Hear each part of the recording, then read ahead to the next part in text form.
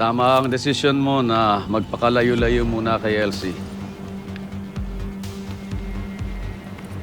Hindi natin kabisado ang makinarya ni Emilio. Mas mayaman sila, mas makapangyarihan.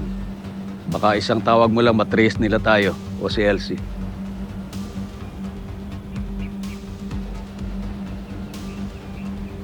Anong sabi ng doktor mo?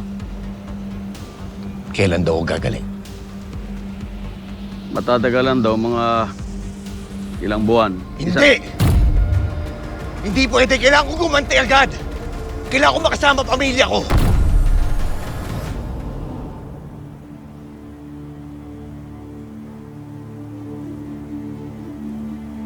Lolong,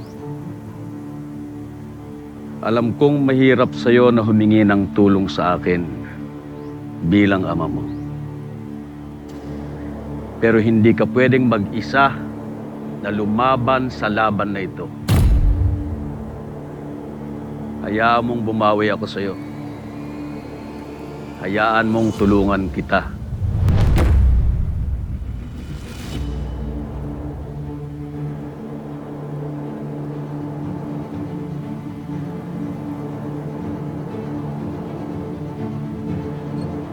Totoo ba?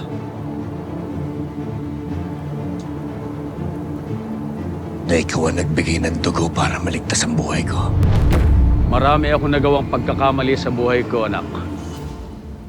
Hindi ako anghel. Pero hindi rin ako sobrang demonyo para hindi maging mabuting ama sa'yo.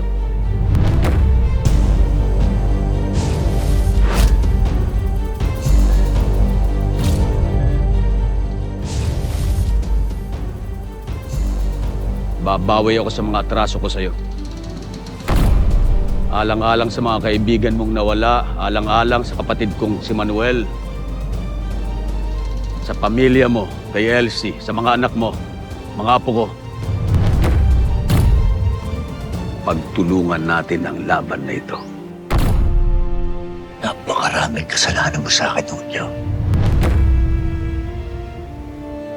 Napakarami ng mga kasalanan mo sa pamilya ko. Sa mga taong mahal ko. Tapusin mo na. Tama ang kwento ko, di ba?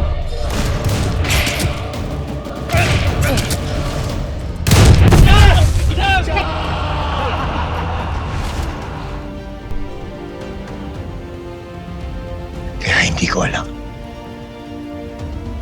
Hindi ko alam kung kaya pa kitang patawarin.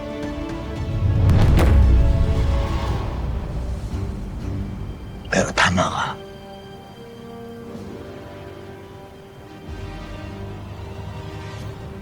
Ikaw lang ang pwedeng tumulong sa akin.